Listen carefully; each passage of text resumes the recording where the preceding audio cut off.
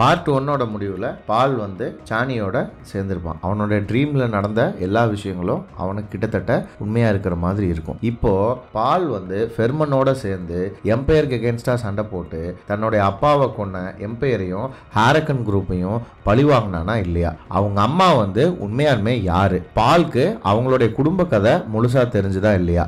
உண்மையாலுமே இவங்களை எல்லாத்தையும் காப்பாற்ற வந்த லிசானல் ஹைப் நம்ம பால் தானா? அப்படி நம்ம பால் வந்து இந்த எம்பையரை ஜெயிச்சானா இல்லையா? அவன் குடும்பத்தை பத்தின உண்மைகளை தெரிஞ்சுக்கிட்டானா இல்லையா? அந்த ஃப்ரெமன் மக்கள் என்ன ஆனாங்க? இதுதான் இந்த டியூன் செகண்ட் பார்ட்டோடைய கதை. வணக்கம் ப்ரோ, வெல்கம் டு கத்திரிக்கோள். இன்னைக்கு நம்ம 2024 டெனிஸ் வில்லிவினியோட டைரக்ஷன்ல வெளியே வந்த டியூன் 2 படத்தை பத்தி தான் பார்க்க போறோம். படத்தோட கதை ஆரம்பிக்கும் போது ஸ்பைஸ் தான் இந்த உலகத்தோடைய பவர் அப்படின்னு ஒரு வாய்ஸ் சொல்லுது. சப்டைட்டில் இருந்து தான் அந்த கதையை ஆரம்பிக்குது. அந்த சவுண்ட் ஓவர்லாப் ஆயிட்டு இருக்கும் போதே டைட்டில்லாம் வருது. 10,191 பார்த்தா அந்த இடத்துல பல 100 பேர் செத்து கிடக்குறாங்க. அவங்கள கூட்டம் கூட்டமா போட்டு அப்படியே மலைமலையா அடுக்கி வச்சு எரிக்கிறாங்க. என்ன ஏதுன்னு தெரியல. அப்புறம் பார்த்தா ஒரு அப்பாவும் பொண்ணும் செஸ் விளையாடிட்டு இருக்காங்க. இந்த செஸ் விளையாடிட்டு இருக்கிற அப்பா வேற யாரும் இல்ல, அவரு தான் வந்து நம்ம எம்பரர். கூட செஸ் விளையாண்டு இருக்க பொண்ணு வேற யாரும் இல்ல, அதான் நம்ம ஹீரோயின், அதாவது 2வது ஹீரோயின் இருளன். இந்த கேரக்டர் வந்து ஃபர்ஸ்ட் பார்ட்ல வந்திருக்காது, இப்பதான் வரும். இந்த கேரக்டர் என்ன ஏது அப்படிங்கிறத பின்னாடி நமக்கு சொல்லுவாங்க. அப்போ அந்த பொண்ணு என்ன சொல்லுன்னா, எங்க அப்பா வந்து அவ்வளோ கெத்தா சுத்திட்டு இருந்தாரு, ஆனா எங்க அப்பா வந்து இப்போ இப்படி இருக்கிறத என்னால் பார்க்கவே முடியல, எனக்கு மனசுக்கு ரொம்ப கஷ்டமா இருக்கு அப்படின்னு சொல்லி அந்த வாய்ஸ் ஓவர் முடியும். அப்புறம் இங்கே பார்த்தா நம்ம பட்டிஸ்டாக்கு வந்து என்ன பண்ணுவாங்கன்னா, ஒரு மாதிரி பாராட்டு விழா மாதிரிலாம் பண்ணுவாங்க. நம்ம பேரன் வந்து அதை செஞ்சு வச்சுட்டு போவாப்புல. ராபனுக்கு வந்து ஏன் அந்த பாராட்டு விழா பண்றாங்க என்னங்கிறதெல்லாம் நமக்கு தெரியாது, ஆனால் பண்ணுவாங்க. ஒருவேளை பட்டிஸ்டாக்கு வந்து ஒரு நல்ல பதவி கொடுக்க போறாங்க போலன்னு நினைப்போம். ஆனா பார்த்தா அப்படி இல்லை. டியூன் 2 அப்படின்னு சொல்லி டைட்டில் போட்டதுக்கப்புறம் பாலோடைய தங்கச்சி, அதாவது ஜெசிகாவோட வயிற்றுல ஃபர்ஸ்ட் பார்ட்ல கருவா இருக்கும் இல்லையா, அந்த கரு கூட ஜெசிகா பேசிட்டு இருப்பா. பால் வந்து ஒரு டெசர்ட்ல மண்ணில் காதை வச்சு படுத்துட்டு இருப்பான். அந்த டெசர்ட்ல அவங்க ஆப்போசிட்ல இருக்கவங்க நடந்து வர்றது அந்த வைப்ரேஷன் மூலயமா தெரியுன்றதுக்காக எல்லாரும் அங்கே படுத்துட்டு இருப்பாங்க. அப்புறம் வந்து அங்கே பார்த்தா ஹார்கனோட ஆளுங்க ஆர்மி வந்துடும் இவங்களை கொல்றதுக்காக. அதுக்கப்புறம் அவங்க கிட்ட இருந்து தப்பிச்சு அப்படியே சண்டை போட்டு அவங்களோட இடத்துக்கு போவாங்க. இங்கே ராபன் வருவான். வந்துட்டு அந்த மினிஸ்டர் கிட்ட சொல்லுவான், இந்த மாதிரிலாம் இருக்குது, இந்த மாதிரி பிரச்சனைலாம் இருக்குது, ஸ்பைஸ் ப்ரொடக்ஷன் வந்து நம்மளால இன்க்ரீஸ் பண்ண முடியாது, ஏன்னா அவங்க நாளுக்கு நாள் ஸ்ட்ராங் ஆகிட்டே வர்றாங்க. இப்போ இந்த பால் பையன் வேற அவங்களோட சேர்ந்ததுனால அவங்க இன்னும் ஸ்ட்ராங் ஆகிட்டாங்கன்னு சொல்லும்போது பட்டிஸ்டாக்கு அதுதாங்க நம்ம ராபன் கோவம் வந்து அவனை பிடிச்சி செம்மடி அடித்து கீழே தள்ளிடுவான். இங்கே வந்து நம்ம பால் வந்து அவங்களோட சேர்ந்து அவங்க இடத்துக்கு போவான். ஃப்ரீமனோட அவங்க இடத்துக்கு முறையாக போவான். போகும்போது அவங்க வர்றது நிறைய பேர்த்துக்கு பிடிக்காது. இந்த வெளியூர்காரங்களை எதுக்கு உள்ளே கூட்டு வரீங்கன்னு தான் கேட்பாங்க. பட் இருந்தாலும் நம்ம சாய் இவங்கெல்லாம் சேர்ந்து பாலை பேசி உள்ளே கூட்டிகிட்டு போவாங்க. உள்ளே கூட்டிகிட்டு போனால் அது ஏதோ சின்ன ஒரு இடம் மாதிரி இருக்கும். உள்ளே போக போக போக தான் தெரியும் அவ்வளோ பெரிய குகையாது. அங்கே வந்து ஒரு தனி சிவிலைசேஷன், ஒரு நாகரிகமே இருக்கும். அங்கே பார்த்தா பலாயிரம் பேர் இருப்பாங்க. அவங்க எல்லாத்துக்கும் மத்தியில் வந்து பாலை கூட்டிகிட்டு போய் இன்ட்ரடியூஸ் பண்ணி வைப்பாங்க. ஆனால் ஃபர்ஸ்ட் வந்து அதில் பார்த்தா 2 குரூப் இருக்கும். ஒன்று வந்து என்னன்னா கடவுளை கும்பிடுறவங்க, அவங்க வந்து லிசானன் ஹைப் வந்து நம்மளை காப்பாற்றுவாருன்னு நம்பிட்டு இருக்கிறவங்க. இன்னொரு குரூப் வந்து என்னன்னா இது எல்லாமே கட்டுக்கதை, இதெல்லாம் சும்மா வந்து லிசானல் ஹைப்லாம் ஒன்றும் கிடையாது, நம்மளை அடிமைப்படுத்துறதுக்காக இவனுங்க, அதாவது வந்து பெனடெக், ஜெசிகா வந்து ஒரு பெனடெக் தான் இல்லையா, அவங்க கட்டிக்கிட்ட கட்டுக்கதைன்னு சொல்லுவாங்க. இப்போ என்ன ஆகும்னா ஒரு மீட்டிங் போட்டு பாலும் ஜெசிகாவும் இங்கே இருக்கலாமா வேணாமான்னு முடிவெடுக்கிறதுக்காக போவாங்க. அப்போ அந்த ஊரில் இருக்கிற பெரியவங்களாம் என்ன சொல்லுவாங்கன்னா, நம்ம யாருக்குமே அகேன்ஸ்டா போக முடியாது, இவன் இருக்கணுமா இல்லையா அப்படிங்கிறத இந்த டெசர்ட்டே முடிவு செய்யட்டும் அப்படின்னு சொல்லி அனுப்பிச்சிருவாங்க. அப்புறம் ஜெசிகாவும் பாலும் உட்காந்து பேசிட்டு இருப்பாங்க. ஏன்னா என்ன மீட்டிங்கில் என்ன முடிவு இருக்குன்னு அவங்களுக்கு தெரியாது. அப்போ பால் வந்து சொல்லுவான், நீங்கள் பண்ணுறது கொஞ்சம் கூட சரியில்லை, எல்லாரும் என்ன கடவுள்னு சொல்கிறாங்க, ஆனால் நான் கடவுளே கிடையாது, நீங்கள்லாம் கிளப்பி விட்ட கட்டுக்கதையினால தான் அவங்க என்ன கடவுள்னு இன்னும் நம்பிட்டு இருக்கிறாங்க, இதுக்காக நான் இன்னும் எத்தனை நாள் குற்ற உணர்ச்சியில் இருக்க போகிறேன்னு எனக்கு தெரியல அப்படின்னு சொல்லி பேசிகிட்டு இருக்கும்போதே அந்த சாப்பாட்டில் வந்து ஸ்பைஸ் கலந்ததுனால பாலுக்கு மறுபடியும் விஷன் வந்துடும். அந்த விஷனில் அவனுக்கு முன்னாடி நடக்க போகிற நிறையா விஷயங்கள் வந்து அவனுக்கு தெரிய வரும். அப்புறம் அங்கே இறந்தாங்க இல்லையா பால் கூட சண்டை போட்டு போன பாட்டில், அவரை வந்து அவங்க வழக்க பிரகாரம் இறுதி ஊர்வலத்துக்கு எடுத்துகிட்டு வருவாங்க. எடுத்துகிட்டு வந்து அப்போ வந்து அவங்க உடம்புல இருக்கிற தண்ணியை கூட வேஸ்ட் பண்ணாமல் எடுத்துடுவாங்க. எடுக்கும்போது இருக்கும்போது அப்போ சொல்லுவான் அந்த குழுவோட தலைவன் வந்து ஜெசிகா கிட்ட, இந்த குளம் இந்த மாதிரி குளம் இந்த பாலைவனத்துக்கு கீழே எங்கள் ஆளுங்க நிறைய சேமிச்சு வச்சுருக்காங்க. எங்கள் லிசானல் கைப் வந்து எங்களை ஒரு நாள் விடுவிச்சு இந்த இடத்த வந்து மறுபடியும் பேரடைஸாக மாற்றுவாருங்கிற நம்பிக்கையில் இதுலேருந்து நாங்கள் ஒரு சொட்டு தண்ணி கூட எடுக்க மாட்டோம்.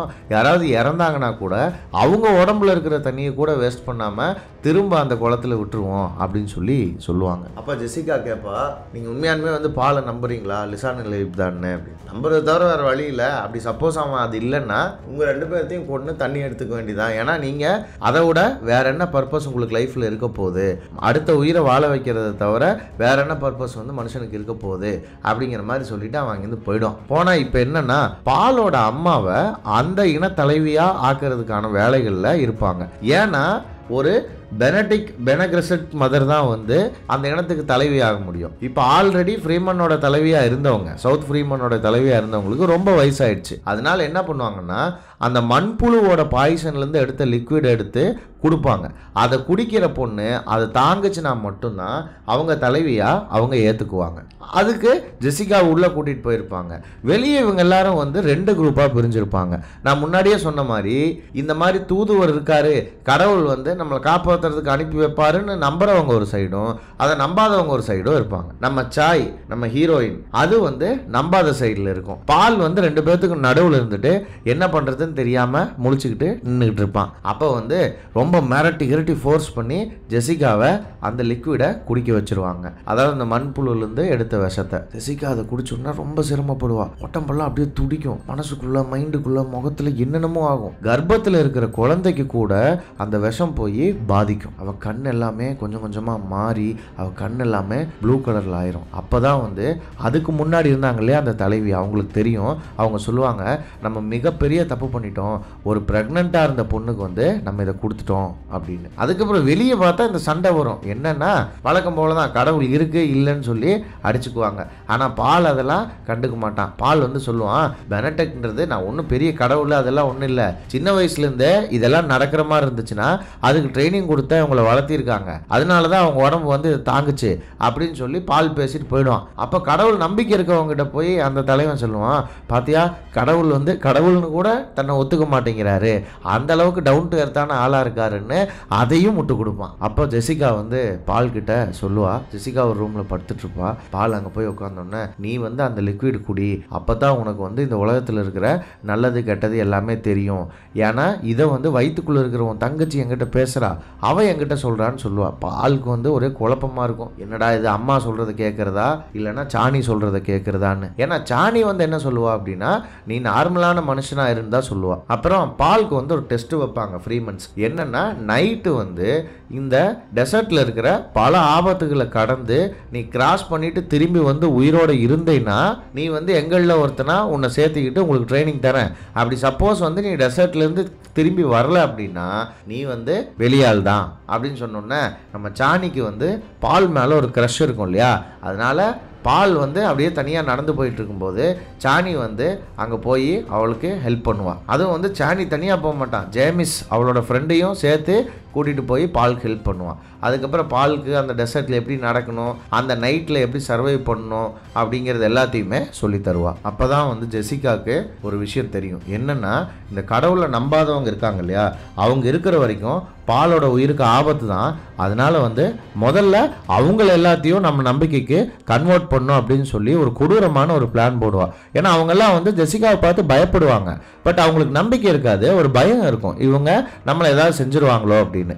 அந்த பயத்தை நம்பிக்கையை மாற்றுறதுக்கான வேலைகளை ஜெசிகா பார்க்க ஆரம்பிப்பான். அதுக்கப்புறம் ஸ்பைஸ் ஃபீல்டில் பால் தான் அந்த டெசர்ட்லேருந்து வந்துடுவானே, அதனால வந்து அங்கே அவங்களில் ஒருத்தன் ஆகிட்டு ஹார்கனோட சோல்ஜர்ஸ் வந்து ஸ்பைஸ் வந்து அறுவடை பண்ண வரும்போது நம்ம சாணியும் பாலும் சேர்ந்து அவங்கள சண்டை போட்டு தடுத்து அவங்களால ஸ்பைஸை கலெக்ட் பண்ண முடியாமல் பண்ணுவாங்க. ஏன்னா ஸ்பைஸ் ப்ரொடக்ஷன் நின்று போயிடுச்சு அப்படின்னா மற்ற ஹவுசஸ் எல்லாம் சேர்ந்து வந்து இங்கே வந்து கண்ட்ரோல் எடுத்துக்க ட்ரை பண்ணுவாங்க.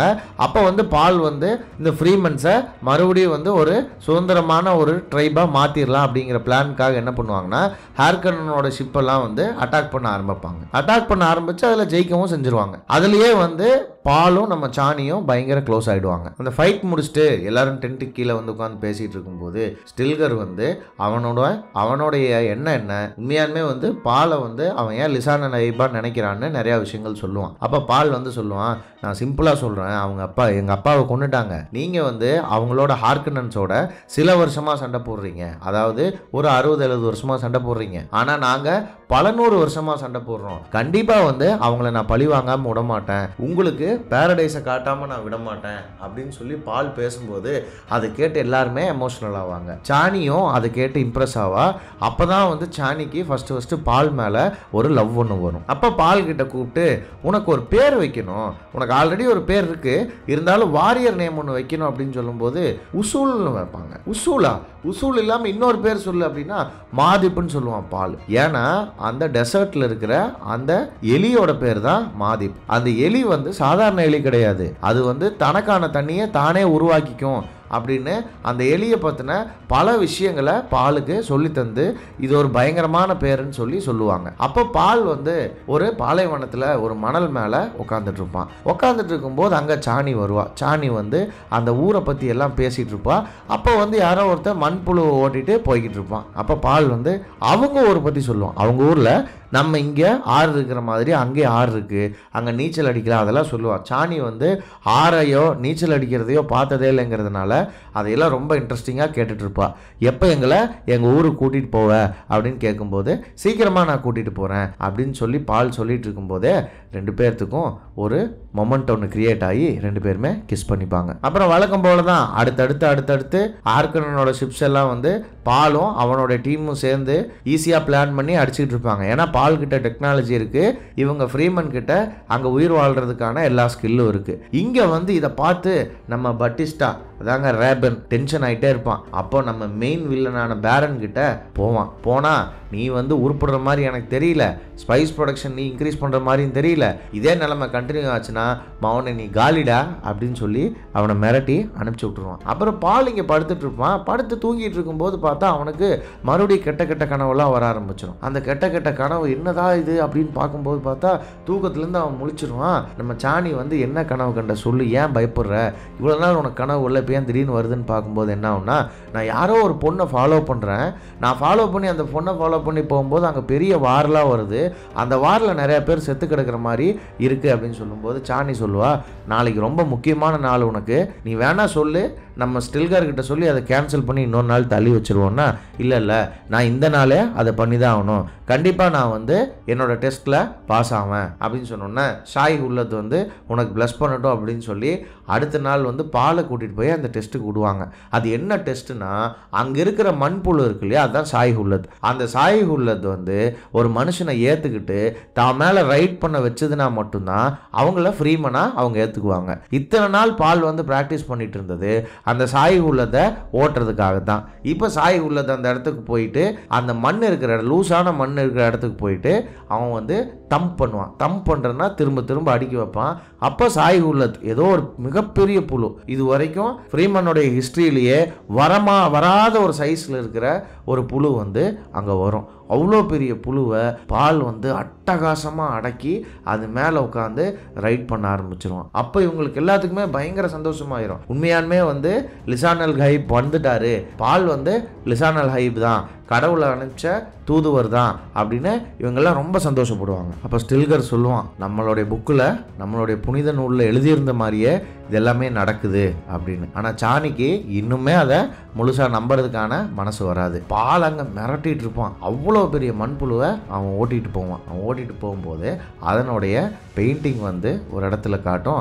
அங்கே ஜெசிகா உட்காந்துட்டு இருப்பான். அப்போ அந்த ஊர் பொண்ணு வந்து சொல்லும், மௌதீப் வந்து அதாவது நம்ம பால் அந்த மண்புழுவை ஓட்டிட்டான் அப்படின்னு. அதுவும் வந்து சாதாரண மண்புழுவில் இருக்கிறதுலையே மிகப்பெரிய மண்புழுவை ஓட்டியிருக்கான்னு. ஜெசிகா வந்து இந்த மாதிரி பயங்கர சந்தோஷத்தோட சாய் ஹுல்லுது வந்து அவுட்டர் வேர்ல்ட்லேருந்து வந்தவனை ஏற்றுக்கிட்டாரு அப்படின்னு சொல்லுவாள். ஆனால் ஜெசிகாவோட கண்ணில் அந்த விஷம் தெரிஞ்சுக்கிட்டே இருக்கும். இப்போ வந்து நம்ம இங்கே இருக்கிறவங்க எல்லாத்தையும் வந்து பாலை நம்ப வச்சாச்சு, இனிமே வந்து நம்ம சவுத்துக்கு போகணும் அப்படின்னு வயிற்றுக்குள்ளே இருக்கிற குழந்தையோட ஜெசிகா பேசிகிட்டு இருப்பாள். அவள் ஏதோ மோசமான ஒரு பிளான் பண்ணுறாங்கிறது மட்டும் நமக்கு தெரியும். இங்கே பார்த்தா பாலும் சாணி சாணியும் ஃபர்ஸ்ட் டைம் வந்து 2 பேரும் செக்ஸ் வச்சுப்பாங்க. அந்த செக்ஸ் வச்சுக்கிட்டதுக்கு அப்புறம் சொல்லுவா, நீ பாரு பால், நீ நார்மலாக இருந்தீங்கன்னா உன்னை எனக்கு ரொம்ப பிடிக்கும். நீ லிசானையில் ஹைப்பு நான் வந்து கடவுள்னு பேசிகிட்டு இருந்தீங்கன்னா எனக்கு பெருசாக செட் ஆகாதுங்க போது பால் வந்து சொல்லுவான், இல்லை இல்லை எனக்கெல்லாம் ஒன்றும் பெருசாக ஆசை இல்லை, ஆனால் இந்த யுத்தத்தை நான் எப்படியாவது ஜெயிக்கணும், அதில் மட்டும் நான் ஃபோக்கஸாக இருக்கேன் அப்படின்னு சொல்லி பால் சொல்லுவான். அடுத்த நாள் பார்த்தா ஜெசிகா வந்து உண்மையானுமே சவுத்துக்கு கிளம்பிடுவா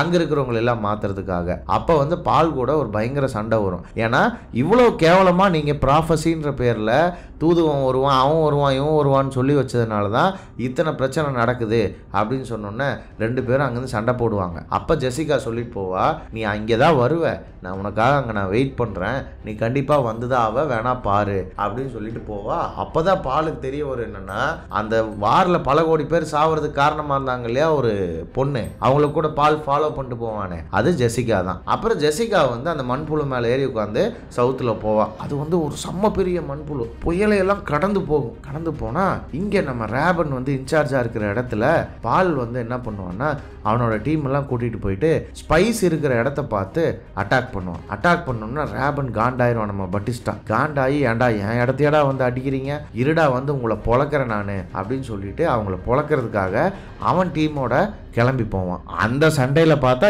இவங்க போய் அவங்கள அடிப்பாங்கன்னு பார்த்தா அடிச்சிருப்பாங்க.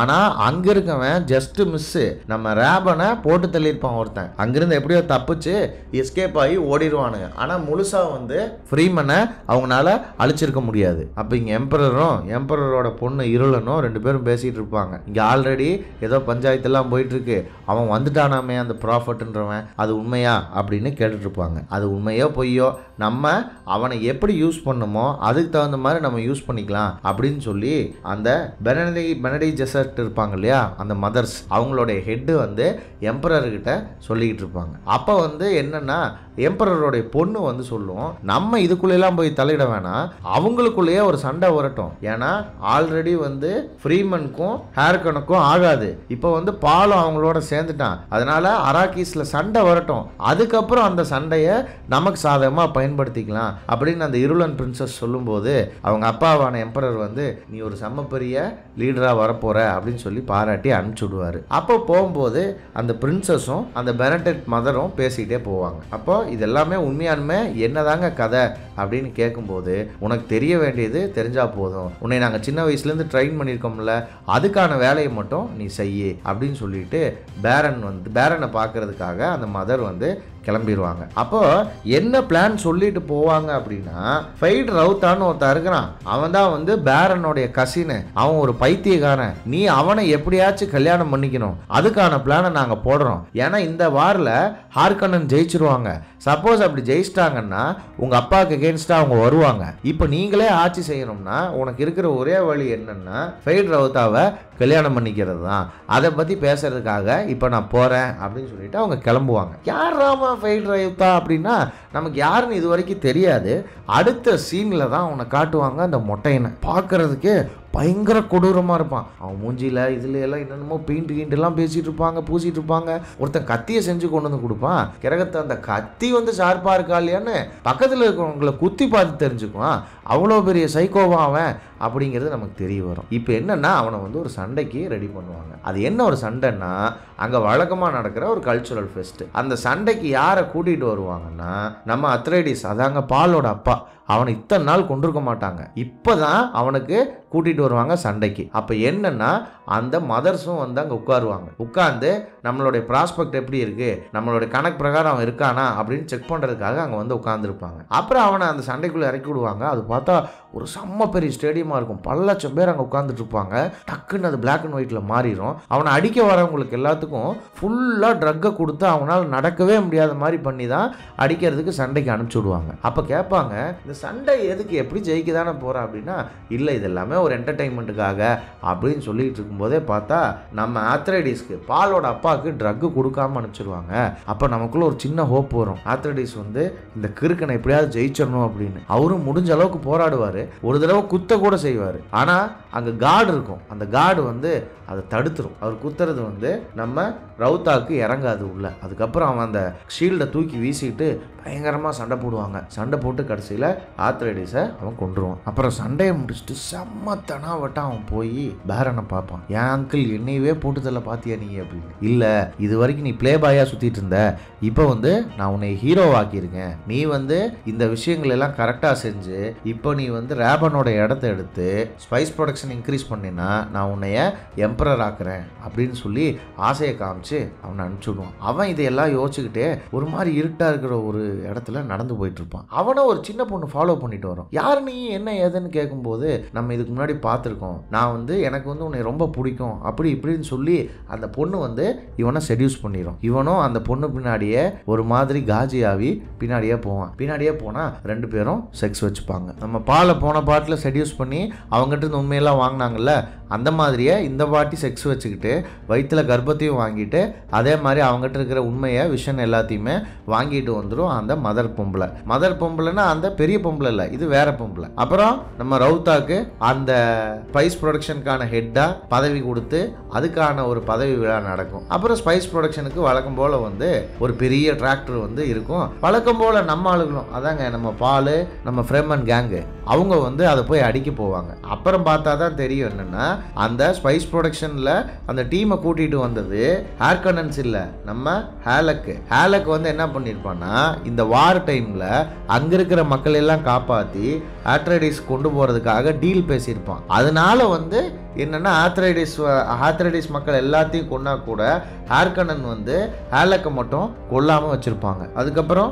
பாலும் ஹேலக்கும் ஃப்ரெண்ட்ஸ் ஆகிட்டு ஃபெர்மனோட ஹேலக்கையும் சேர்த்து கூட்டிகிட்டு அங்கே போவாங்க. அப்போ போகிற வழியிலேயே பால் வந்து என்னென்ன நடந்துச்சு, அவனுக்கு என்னென்ன இமேஜஸ் எல்லாம் வருது, இவன் இப்போ எவ்வளோ பெரிய ஆள் ஆயிட்டான் அப்படிங்கிற எல்லா விஷயத்தையும் சொல்லுவான். லிசானல் ஹைப்னா என்ன எல்லாத்தையும் சொல்லிட்டு இருக்கும்போது சைனிக்கு வந்து அவனை பெருசாக பிடிக்காது. போட்டலாமா அவனன்னு கேட்கும்போது இல்லை அவன் ஃபேமிலி, அவனை அந்த மாதிரிலாம் பண்ணக்கூடாது, ஏன்னா அவன் தான் வந்து எனக்கு முன்னாடி குருவாக இருந்திருக்கான் அப்படின்னு சொல்லி சைனியை சமாதானப்படுத்திட்டு அதுக்கப்புறம் 2 பேரும் போய் தனியாக பேசிகிட்டு இருப்பாங்க. இப்போ பேசிகிட்டு இருக்கும்போது ஹேலக் வந்து பால்கிட்ட சொல்லுவான், அவங்ககிட்ட தான் இவ்வளோ பெரிய படை இருக்குது, நீ என்ன சொன்னாலும் கேட்குறாங்க, பேசாமல் நீ இவங்களை எல்லாத்தையும் கூட்டிகிட்டு வா, நம்ம நேராக போய் ஹார்கனனோட பேஸை அட்டாக் பண்ணி இந்த சண்டையை இதோட முடிக்கிறோம், உங்கள் அப்பாவோட சாவுக்கு நம்ம பழி எடுக்கணும் அப்படின்னு சொல்லும்போது இப்போ பால் வந்து சொல்லுவான், இல்லை அது என்னுடைய நோக்கம் இல்லை, இது இல்லாமல் இன்னும் எனக்கு நிறையா பெரிய நோக்கங்கள் இருக்குன்னு. அப்போ என்ன நோக்கம் இருக்கோ என்னவோ எனக்கு தெரியல, ஆனால் நான் ஒன்று சொல்கிறேன், உங்கள் அப்பாவோடைய நியூக்ளியர்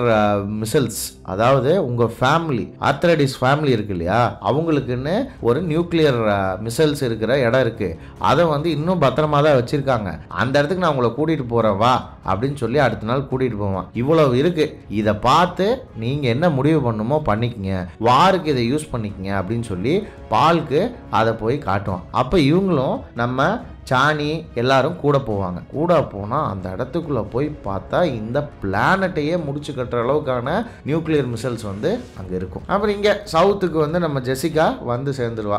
அது எப்படின்னா கடவுளோட தூதரா, அது இல்லாமல் நம்ம லிசானல் ஐபோட அம்மாவா அங்கே வந்துடுவா. அதனால் எல்லாருமே அவளை நம்ப ஆரம்பிச்சிருவாங்க. அப்போ தான் ஜெசிகா போய் அவங்க ஊரில் இருக்கிற அந்த கோயிலுக்கு போய் அந்த மண்புழுலேருந்து அந்த புனித லிக்விட் அந்த அங்கே ப்ளூ கலரில் விஷம் கொடுத்தாங்க இல்லையா முன்னாடி, அதை எப்படி எடுக்கிறாங்கங்கிறத அந்த கோயில் பூசாரி கிட்ட கேட்டு தெரிஞ்சுக்குவாங்க. பாலுக்கு மறுபடியும் கனவு வரும். அந்த கனவுல பார்த்தா நம்ம சாணியோட மூஞ்சியெல்லாம் வந்து நியூக்ளியர் எக்ஸ்ப்ளோஷன்ல கருகி போன மாதிரி ஒரு கனவு வரும். அந்த கனவுல இருந்து முழிச்சு பார்க்கும் போதே பார்த்தா நம்ம பேரன் வந்து ஃபெய்ட் ரவுத்தாவை புது இன்சார்ஜா போட்டிருப்பான்ல, அவன் போய் ஷிப்பெல்லாம் எடுத்துட்டு போய் அந்த ஃபெர்மனுடைய வில்லேஜையை அடிச்சு துவம்சம் பண்ணிடுவான். இதை வந்து நம்ம பட்டிஸ்டா ரேபன் வந்து கேட்கும்போது பட்டிஸ்டாவையும் அடிச்சு தூக்கி போட்டு போயிடும். அப்புறம் நம்ம மௌதிப், அதாங்க பால், நம்ம பால்னே சொல்லுவோம், அவங்க நிறையா பேர் ஆட் பண்ணிகிட்டே போகிறாங்க. பால் வந்து சவுத்தில் இப்போ போயே ஆகணுங்கிற சூழ்நிலை வரும். ஏன்னா இவங்க தான் வந்து ஆல்ரெடி இருந்த ஃப்ரெமன் வில்லேஜை அடித்து கொண்டுட்டாங்களே, அடித்து துவம்சம் பண்ணிட்டாங்களே, அதில் நிறையா பேர் செத்துருப்பாங்க, நிறையா பேர் காயமாயிருப்பாங்க. இப்போ வந்து என்னென்னா மீதி இருக்கிற மக்களையாவது காப்பாற்றணுன்றதுக்காக என்ன பண்ணுவான்னா, பால் வந்து நீங்களாம் கிளம்புங்க, நான் இங்கே வெயிட் பண்ணுறேன் அப்படின்னு சொல்லும்போது சாணி வந்து அதெல்லாம் முடியாது, நீயும் வந்து தான் ஆகணும், ஏன்னா உன்னை மட்டும் தனியாக இங்கே விட்டுட்டு போய் நாங்கள் என்ன செய்கிறது அப்படின்னு இருக்கும்போது பால் வந்து மறுபடியும் ஒரு விஷன் வரும். அந்த விஷனில் என்னென்னமோ ரேண்டமாக நடக்கும். இவன் போகிறதுனால தான் அந்த வார் நடக்கிற மாதிரியும், இவன் போனால் தான் அவங்கள காப்பாற்ற முடியுங்கிற மாதிரி பல விஷயங்கள் வரும். அதுக்கப்புறம் சானி வந்து பாலை வந்து பேசி கன்வின்ஸ் பண்ணி கூட்டிகிட்டு போயிடுவான். ஃபெய்ட் ரவுத்தா வந்து இங்கே வருவான். அவன் வரும்போதே அங்கே இருக்கிற சிட்டுக்குருவி கூட்டையெல்லாம் ஃபயர் கன்னை வச்சு எரிச்சிட்டு இருப்பாங்க. அப்போ ஒரே ஒரு ஸ்பையை மட்டும் விட்டுட்டு போயிருப்பாங்க. அந்த ஸ்பை வந்து சொல்லுவான் என்னன்னா, அந்த ஸ்பை கிட்ட சொல்லுவான் என்னன்னா, நீ வந்து எங்ககிட்ட ஒன்றும் சொல்லி புரிய வைக்க வேண்டியதில்லை, எங்களுக்கு ஆல்ரெடி எல்லாம் தெரியும் அப்படின்னு சொல்லிட்டு அந்த ஸ்பையும் கொண்டுருவான். இங்கே இவங்க இந்த ஃப்ரீமனோட குரூப் வந்து பாலோட சேர்ந்துட்டு எல்லாம் ஒரு 10-15 மண்புழுவில் செம்ம கெத்தா டிரைவ் பண்ணிட்டு போவாங்க. அப்போ பால் வந்து அந்த கோயிலுக்கு வருவா. ஜெசிகா ஆல்ரெடி வந்திருப்பா இல்லையா, அந்த கோயிலுக்கு வந்து அந்த விஷத்தை வாங்கி குடிப்பான். ஏன்னா ஜெசிகா ஆல்ரெடி சொல்லிட்டு போயிருப்பான், ஒருத்தன் வருவான் அவனுக்கு அந்த விஷத்தை கொடுன்னு. அந்த விஷத்தை குடிச்சா என்ன ஆகுனா, பாஸ்ட்ல நடந்த எல்லா விஷயங்களும் ஒரு பென்ட்ரைவ்ல மெமரி கார்டில் போட்டு வச்ச மாதிரி அவனுடைய மெமரிக்கு வந்துடும். ஆனால் அந்த விஷம் வந்து அவனை பயங்கரமாக பாதிக்கும். அந்த கோயிலுக்கு வெளியே எல்லாம் கூட்டமாக நின்றுட்டு இருப்பாங்க. என்ன நடக்குது நமக்கு இன்னும் முழுசாக புரியாது. அப்போ வந்து சாணி அங்கே வர வைப்பாங்க. சாணி என்னாச்சுன்னு பதறி அங்கே வரும்போது ஜெசிகா அங்கே நின்றுட்டு இருப்பா. ஆனால் அதை கண்டுக்காமல் உள்ளே வந்தால் பால் வந்து பார்க்கும்போது அங்கே படுத்து கிடப்பா. அப்போ வந்து என்னென்னா, லிசான் அல் கயீப்புக்கு வந்து இந்த மாதிரி ஆகும். அப்போ வந்து அவனுடைய லவ்வர் தான் வந்து அவனை காப்பாற்றுவா அப்படின்னு சொல்லுவாங்க. சாணிக்கு வந்து ஒரு கோபம் இருந்தாலும் வேற வழி இல்லாமல் என்னென்னா அவள் அழுவா. அவள் அழுது அவளுடைய கண்ணீர் ஒரு சொட்டை எடுத்து பாலுடைய வாயில் வைப்பாங்க. அதுக்கப்புறம் பாலுக்கு வந்து மறுபடியும் முழிப்பு வந்துடும். அவன் முழிப்பு வந்து பால் எந்திரிச்சோன்னே சாணி வந்து பாலை பலாருன்னு 2 அப்பா போயிடுவா. ஆனால் அங்கே இருக்கிறவங்க எல்லாம் பாலை வந்து கடவுள் மாதிரி கும்பிட ஆரம்பிச்சிருவாங்க. அப்புறம் ஜெசிகா வருவா. உனக்கும் சாணிக்கும் என்ன சண்டை, என்ன பிரச்சனை, அவள் புரிஞ்சுக்காமல் போயிட்டான்னு வருத்தப்படுறியா அப்படின்னா, இல்லை நான் வருத்தமெல்லாம் படல, எனக்கு எல்லாமே இப்போ தெரிஞ்சிருச்சு. என்னுடைய விஷனில் அவள் பின்னாடி புரிஞ்சுக்கிட்டு என்கிட்ட வருவான்ற வரைக்கும் எனக்கு தெரிஞ்சிருச்சு. இது மட்டும் இல்லாமல் இன்னொரு விஷயமும் தெரியும் மம்மி அப்படிமா. என்ன அப்படின்னு கேட்கும்போது, உங்களுடைய அப்பா யாருன்னு தெரியுமா அப்படின்னு கேட்டால் ஜெசிகா வந்து ஷாக் ஆயிடுவா. ஓ இவ்வளோ தூரம் அவனுக்கு தெரிஞ்சிருச்சா அப்படின்னு. ஏன்னா ஜெசிகாவோட அப்பா யாருன்னா நம்ம பேரன் தான். அதுதாங்க குண்டன், அந்த செம்ம பெரிய குண்டா இருக்கான்ல, அவன் தான் வந்து ஜெசிகாவோட அப்பா. இப்போ வந்து என்னன்னா, ஃப்ரைட் ரவுத்தா வந்து இவங்களுக்கு கசின். அப்போ உண்மையாலுமே பால் வந்து ஆட்ரடிஸ் வந்து அவங்க அப்பாவாக இருந்தாலும் அவங்க அம்மாவோடைய சைடு வந்து ஹார்கனன். அப்போ என்னன்னா இவங்க எல்லாருமே சொந்தக்காரங்க. அப்போ பால் சொல்லுவான், நம்ம எல்லாம் சொந்தக்காரங்கன்ற ஒரே காரணத்தினால தான் நம்ம இப்போ பொழைக்க போகிறோம், நம்ம பொழைக்க போகிறது ஹார்கனன்ற காரணத்தினால தான் அப்படின்னு சொல்லி முடிப்பான். நமக்கும் இது வரைக்கும் தெரியாது என்னன்னா இவங்க ஹார்கனன்ஸ் தான் அப்படின்னு. ஏன்னா இவங்களை கொலை பண்ண ட்ரை பண்ணி இவங்களுடைய சாம்ராஜ்யத்தையே அழிச்சது வந்து ஹார்கனன்ஸ் தான். பேரன் தான் இதுக்கு முக்கியமான காரணமாக இருந்திருப்பான். ஆனால் அந்த பேரன் வந்து இப்போ பாலோடைய தாத்தா. அப்புறம் அங்கேருந்து அந்த விஷத்துலேருந்து தப்பிச்சு முழிச்சு எந்திரிச்சு வருவான் பால். பால் வந்தால் அந்த இடத்துல வந்து அந்த மத குருக்கள்லாம் இருப்பாங்க, அவங்க தொழுகை பண்ணுற இடம். அது ஒரு செம்ம பெரிய குகையாக இருக்கும். இப்போ அந்த இடத்துல பால் வந்து பேசி அவனை ப்ரூவ் பண்ணும். ஆனால் சாணிக்கு வந்து இது பிடிக்காது. வெளியிருந்து இருக்கிறவனை எத்தனை நாள் வந்து நம்மளை ஆண்டுக்கிட்டே இருப்பான், நம்ம என்னைக்கு ஆள்றது, அவன் ஏன் தூதுவராக இருக்கணும், நம்ம இனத்திலேயே ஒரு ஆள் தூதுவராக இருக்கக்கூடாதாங்கிறது தான் சாணியோட கோபமாக இருக்கும். அப்போ பால் அங்கே வருவான். பால் அங்கே வந்து அங்கே இருக்கவங்ககிட்ட எல்லாம் பேசி மண்டையை கழுவி, நான் தாண்டா இங்கே லீடரு, நான் சொல்கிறதாண்டா நீங்கள் செய்யணும், நீங்கள் சொல்கிறத நான் செய்ய மாட்டேன், அதனால் ஒழுங்காக மரியாதையாக நான் சொல்கிறத கேட்டுட்டு எல்லோரும் என்னைய ஃபாலோ பண்ணுங்க, அப்போ தான் உங்களுக்கு வந்து நான் பேரடைஸை காட்ட முடியும் அப்படின்னு. அங்கே இருக்கிறவங்கெல்லாம் நிறையா பேர் அதை வந்து ஏற்று பேசுவாங்க. ஆனால் பேசும்போது கூட என்ன ஆகுனா, பால் வந்து அந்த தண்ணி குடிச்சதுக்கப்புறம் அவனுக்கு விஷன்லாம் வந்துருச்சுல்ல, ஒருத்தனை பற்றியும் வந்து எல்லா விஷயங்களையும் டீட்டெயிலாக சொல்லுவான். அதுக்கப்புறம் அவங்க வேறு வழி இல்லாமல் லிசான் அல் ஹைபா பாலை வந்து எல்லாருமே ஏற்றுக்குவாங்க. எல்லாருமே ஏற்றுக்கிட்டு எங்களை காப்பாற்ற வந்த தூதுவரே நீங்கள் தான் அப்படின்னு சொல்லி பயங்கர சந்தோஷமாக இது பண்ணுவாங்க. அப்போ என்ன பண்ணுவான்னா, எம்பரருக்கு ஒரு செய்தி ஒன்று பால் அனுப்புவான். நான் இங்கே தாண்டா இருக்கேன், நான் வந்து உன்னை சேலஞ்ச் பண்ணுறேன், நீ சரியான ஆளாக இருந்தால் கிளம்பி கீழே இங்கே அராக்கிஸ்க்கு வா அப்படின்னு. அதுக்கப்புறம் எம்பரரும் அதை படிச்சுட்டு எம்பரரும் அவ பொண்ணு இருளனும் கிளம்புவாங்க. போகும்போது மதர்கிட்ட பேசிட்டு போவா இருளன். என்னன்னா, நீ இப்போ எல்லா பிளானும் ப்ரிப்பேர் ஆகி தான் இருக்குன்னு மதர் வந்து தைரியம் கொடுத்து இருளனை அங்கேருந்து அனுப்பிச்சி வைப்பாங்க. ஏன்னா இந்த பிளானுகள் எல்லாம் போடுறதே அவங்க தான் வைங்களேன்.